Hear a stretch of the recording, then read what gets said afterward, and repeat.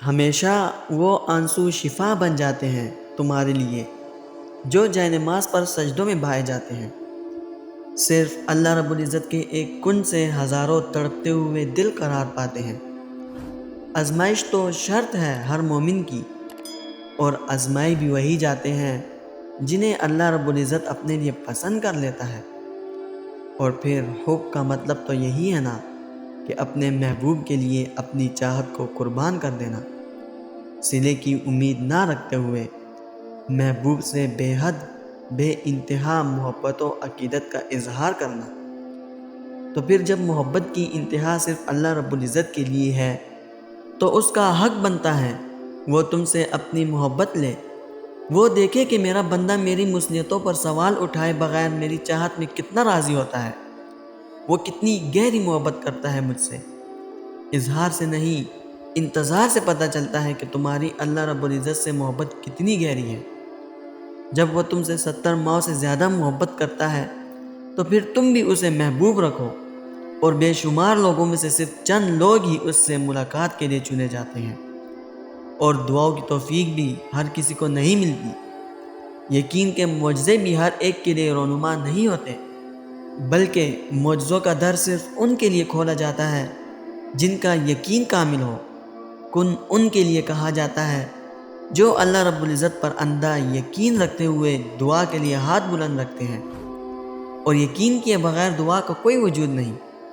تمہارے سارے ناممکن خواب تمہاری دعاؤں سے ہی حقیقت کا روپ دھارتے ہیں۔ وہ ایک حکم دیتا ہے اور اندھیرے راستے معجزوں سے روشن ہو جاتے ہیں، اور اگر اللہ راضی ہو جائے تو مقدر پل بل میں بدل جاتے ہیں۔ بس صبر کرو، وقت مقرر ہے قبولیت کا، بے وقت تو کچھ نہیں ملتا۔ سنو، تمہارا یہ مانگنا اللہ رب العزت کے حکم سے ہے، اور اس کا حکم بلا وجہ نہیں ہوتا۔ وہ تڑپ دل میں تب ہی ڈالتا ہے جب اسے تمہاری رضا میں راضی ہونا ہوتا ہے۔ کبھی کبھار صرف دعا چاہیے ہوتی ہے، دل اتنا اداس ہوتا ہے کہ جی چاہتا ہے کہ کائنات کی ہر چیز ہمارے لیے دعا کرے، پھر انسان سجدوں کے اور اشکوں کے انبار لگا دیتا ہے، زبان سسک سسک کر بس اللہ رب العزت کو بار بار پکارتی ہے۔ بے بسی کا ایسا عالم ہوتا ہے کہ ہر لمحہ 1000 صدیوں کے برابر لگنے لگتا ہے۔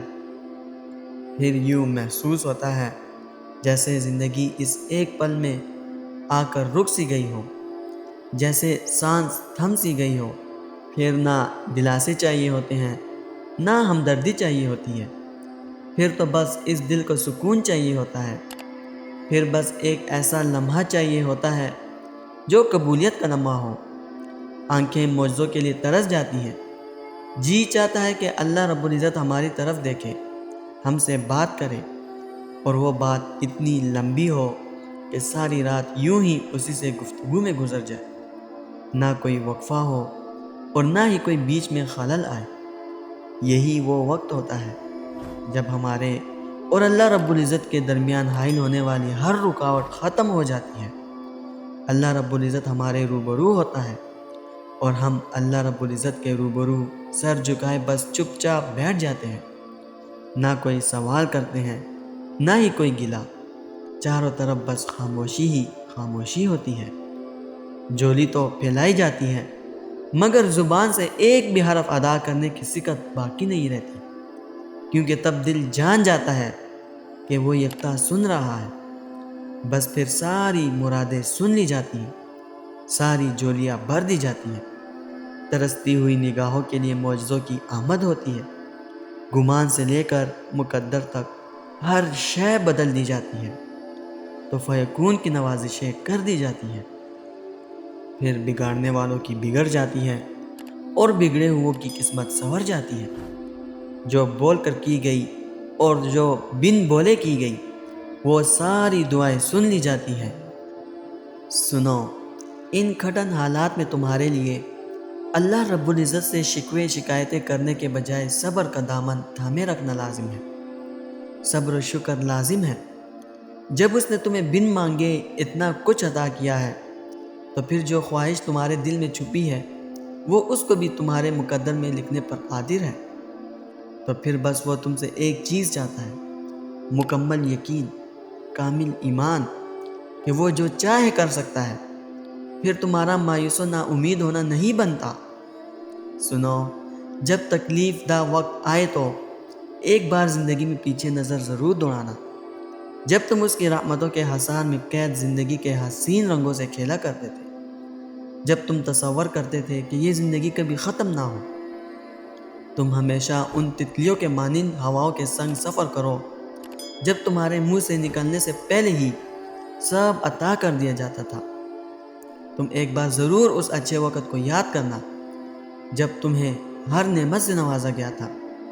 تب تمہیں اس کی مصلحتوں کی سمجھ آئے گی، تب تمہیں معلوم ہوگا کہ اللہ سے یہ شکوے شکایتیں سب بیکار ہیں۔ جو رب رات کو دن میں داخل کرتا ہے اور پھر دن کو رات میں بدل دیتا ہے، وہ تمہاری زندگی بھی یوں بدلے گا کہ غموں اور دکھوں کا نام و نشان تک نہیں رہے گا۔ بس اس بات پر یقین کامل رکھو کہ آزمائش تو سب کی ہوگی، کبھی کبھار کسی عطا کے ذریعے اور کبھی کبھار کچھ چھین کر، لیکن وہ کبھی بھی اپنے بندے کو اس کی ہمت سے زیادہ تکلیف نہیں دیتا اور نہ ہی آزماتا ہے، اور نہ ہی ایسا ہو سکتا ہے کہ وہ تمہیں مسلسل تکلیف میں مبتلا رکھے۔ دعاؤں کی قبولیت کبھی ایک وقت مقرر ہے اور دیری کسی حکمت کے تحت ہی ہوتی ہے، ورنہ وہ اپنے در پر آئی ہوئی صداؤں کو رد نہیں کرتا۔ اور جان رکھو کہ وہ معجزوں کا بادشاہ ہے اور اس کے ایک اشارے سے سب بدل جاتا ہے۔ یاد رکھو، تمہاری زندگی بھی رات اور دن سے مشابہت رکھتی ہے، کبھی اتنی روشن اور پرسکون کہ ہر طرف خوشیوں کے اجالے بکھرتے ہوئے نظر آتے ہیں۔ جب ہر دعا قبولیت کی معراج کو چھوتی ہوئی معلوم ہوتی ہے، دل میں کسی شے کا گمان گزرتا ہے اور اللہ رب العزت اسے حقیقت بنا دیتا ہے۔ ادھر تم لڑکھڑاتے ہو، ادھر وہ تمہیں تھام لیتا ہے، غرض یہ کہ تمہاری ہر تمنا پوری ہو جاتی ہے۔ اللہ رب العزت تمہیں اپنی رحمتوں اور برکتوں کی برسات میں پور بگور دیتا ہے، پھر تو زندگی اللہ کی طرف سے حسین تحفہ معلوم ہوتی ہے۔ سبحان اللہ۔